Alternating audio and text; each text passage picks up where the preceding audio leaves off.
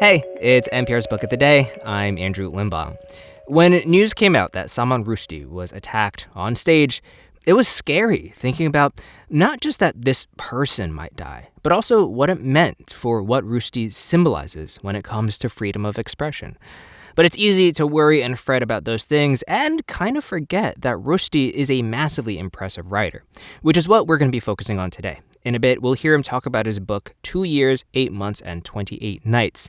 But first, back in 2017, he wrote a book called The Golden House about an Indian man who moves his family to New York. And there's a moment in this interview between him and NPR's Ari Shapiro where they start talking about disillusionment, both in this country and in human beings as a whole, and what, despite all that, keeps Rushdie writing. The author Salman Rushdie has set his books all over the world. His most famous novels, Midnight's Children and The Satanic Verses, take place in India and the UK, both countries where Rushdie has lived. His new book is mostly set in a city he now calls home, New York. It's called The Golden House, and its themes are deeply American. One character says, "Your country is young. One thinks differently when one has millennia behind one. You have not even 250 years."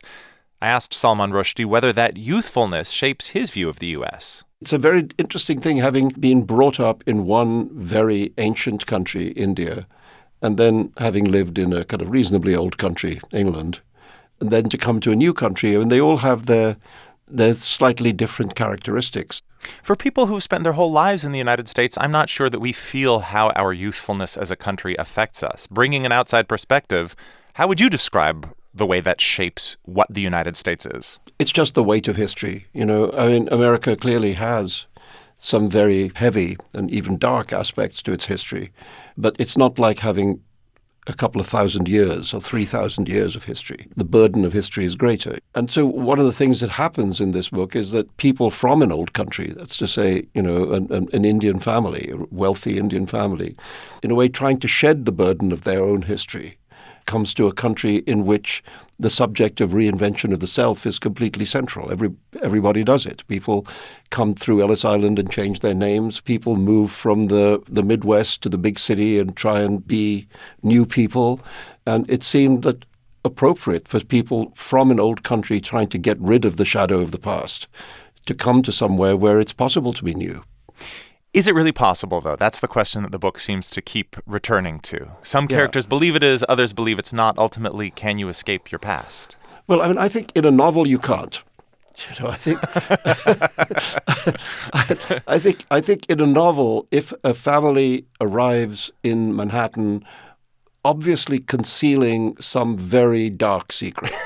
The secret will come out. It's pretty clear that the secret is going to blow up in their face at some point. Yeah.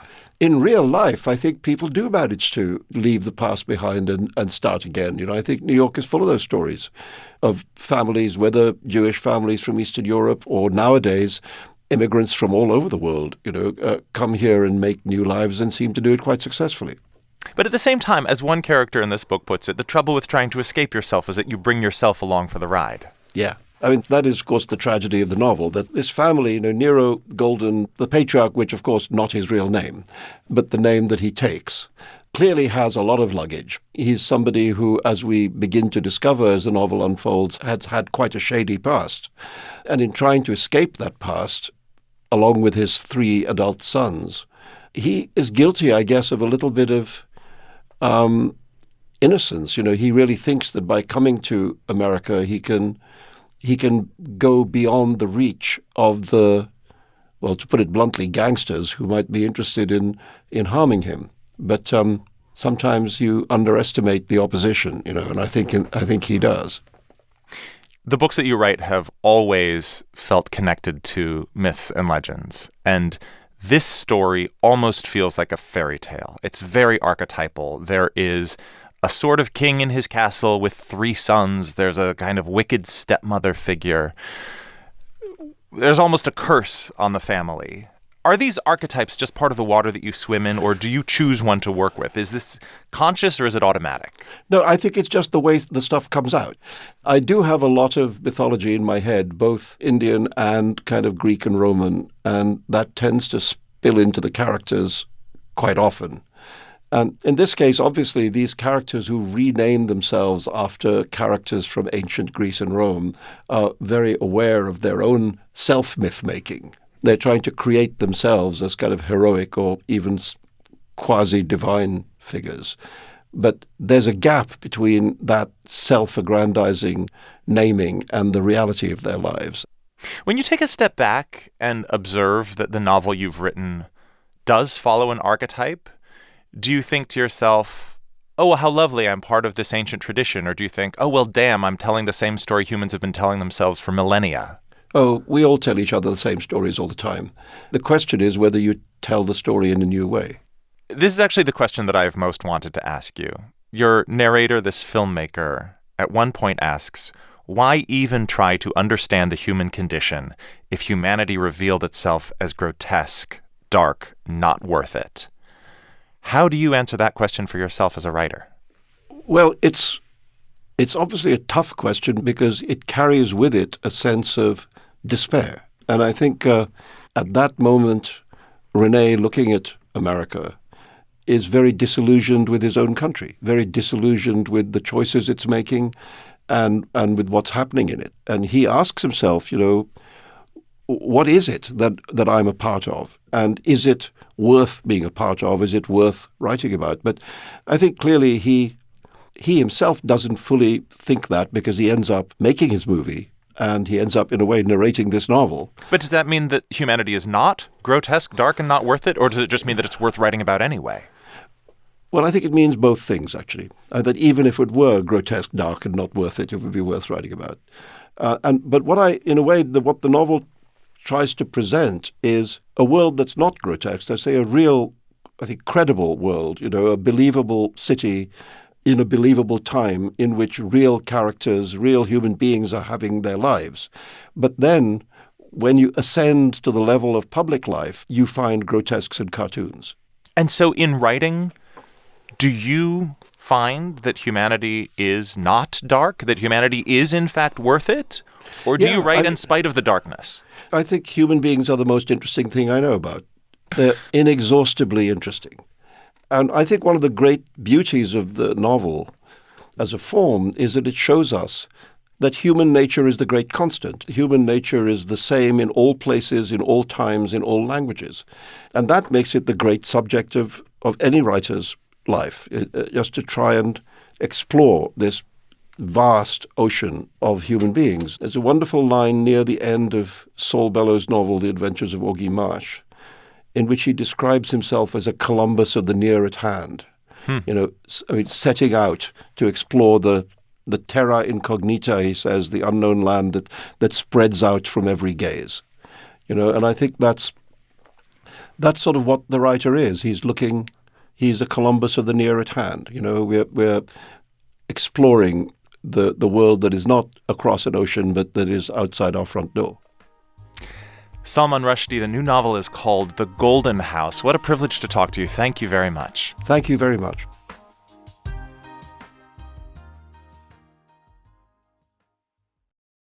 Rushdie's book, 2 years, 8 months, and 28 nights, is about jinns and monsters and ghosts and all these big, fantastical elements. And in this interview from 2015 with NPR's Scott Simon, Rushdie has this great line about balancing magic and the supernatural with reason and realism. He goes, you need the ability to dream, and you need the ability to think. Salman Rushdie has a new novel, 2 years, 8 months, and 28 nights, seems to transpose Arabian Nights of long ago into a modern-day New York City, which gets overturned by a thunderstorm that upsets the law of the universe with myth and magic. The jinn have come back after an 800-year exile and create a world in which a down-to-earth man, a gardener in fact, walks on air, a spurned wife shoots lightning from her fingertips, and a graphic novelist's characters turn to flesh. The world is in the grip of a long-term struggle between fear-instilled superstition and unmagical reason. 2 years, 8 months, and 28 nights is Salman Rushdie's first novel for adults in 7 years.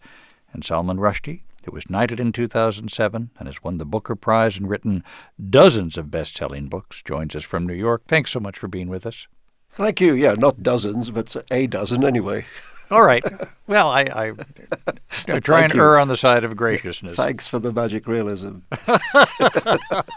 Which nicely brings up, so who are these jinn? They are, in the ordinary English word, genies, but I've gone rather more deeply into their nature. They're kind of dark, mischievous, supernatural beings who are really interested in human life because it seems to me, in the end, more interesting and varied and diverse than their own lives. But it's their nature to screw things up, and so they show up to do that. The story actually begins 8 centuries ago with a 12th century philosopher named, I hope I pronounced this correctly, Ibn Rushd. Yes. Who was a real person. A real person known in the West as Averroes, a great Aristotelian philosopher in Arab Spain. Mm-hmm. And the person after whom my father changed our family name. He admired him so much that he changed the name to Rushdie to reflect his admiration for Ibn Rushd. Could we fairly call him, by today's standards, a reform Muslim? Yes. I mean, he was somebody who was one of the people who believed that you should incorporate principles of reason and logic and science, broad-mindedness, into the world of religion. And he had adversaries, as people still do. So forgive me, but when there was the fatwa placed on your head, they got the right name, didn't they? I'm afraid they did get the right, because in fact one of the things that happened to him 8.5 centuries ago is that he fell foul of the religious fanatics of his time. He was a very eminent man in Cordova, which was the capital of Arab Spain.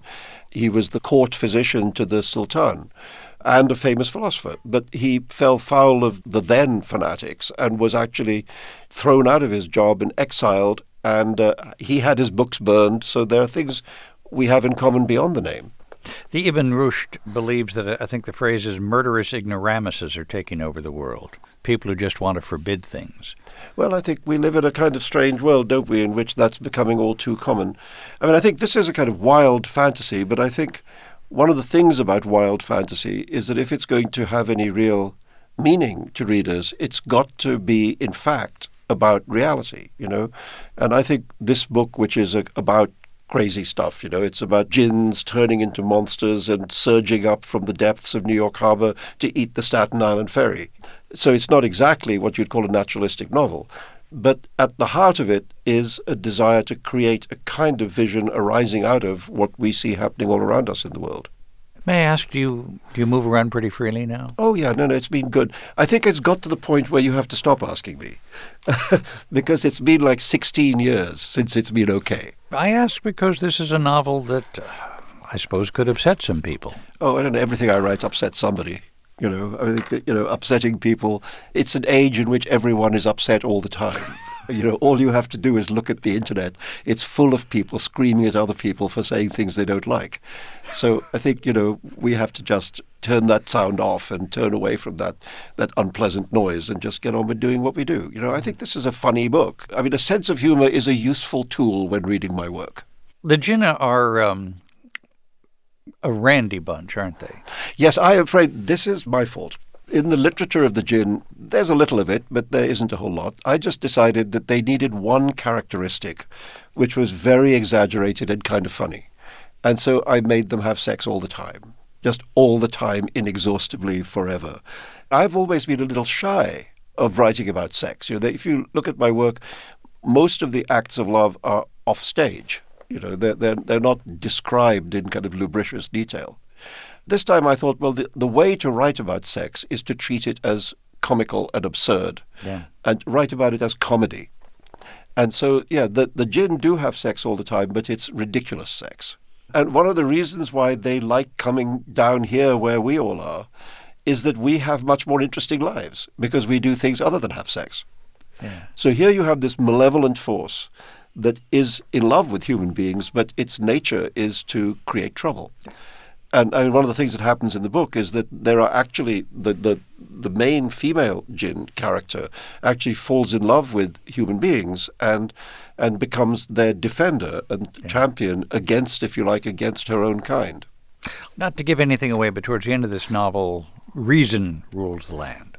Well, one of the things that the book is about a kind of conflict between reason and unreason. And I didn't want it to be a simple good-bad opposition. Mm-hmm. because that's boring, and two-dimensional. So even that moment when what I would consider to be a good outcome, which is that a world of tolerance and good sense and reason and moderation, etc., comes into being, there's also things wrong with that. I mean, for example, it's quite dull. You say, I think I love this phrase so much. You say this is the price we pay for peace, prosperity, tolerance, understanding. Yeah, no such thing as a free lunch. It reminded me, you must, of course, know that Oscar Wilde, is it in the picture of Dorian Gray, brute reason can be quite unbearable? Yes, the book has a frontispiece, which is a famous picture by Goya, The Sleep of Reason Brings Forth Monsters. And the interesting thing about that he says, Goya, as a caption to that picture, is that what he means to say is that when reason and imagination are separated, then fancy can bring forth evils. But when they are united, then wonderful things can follow from that. And I think that's, if you like, a definition of what gets called magic realism, that you need both things. You need the ability to dream and you need the ability to think. Salman Rushdie, his new novel, 2 years, 8 months, and 28 nights. Thanks so much for being with us. Thank you. And that's it for this week on NPR's Book of the Day. If you want more, you can sign up for our newsletter at npr.org/newsletter/books. I'm Andrew Limbong. The podcast is produced by Nina Rao with help from Mason Tran and edited by Megan Sullivan. Our founding editor is Petra Mayer. The show elements for this week were produced and edited by Melissa Gray, Andrew Craig, Rena Advani, Phil Harrell, Ian Bior, Sarah Handel, Courtney Dorning, Erica Ryan, Sam Gringlass, Jolie Myers, Gemma Waters, and Martha Ann Overland. Beth Donovan is our managing editor. Thanks for listening.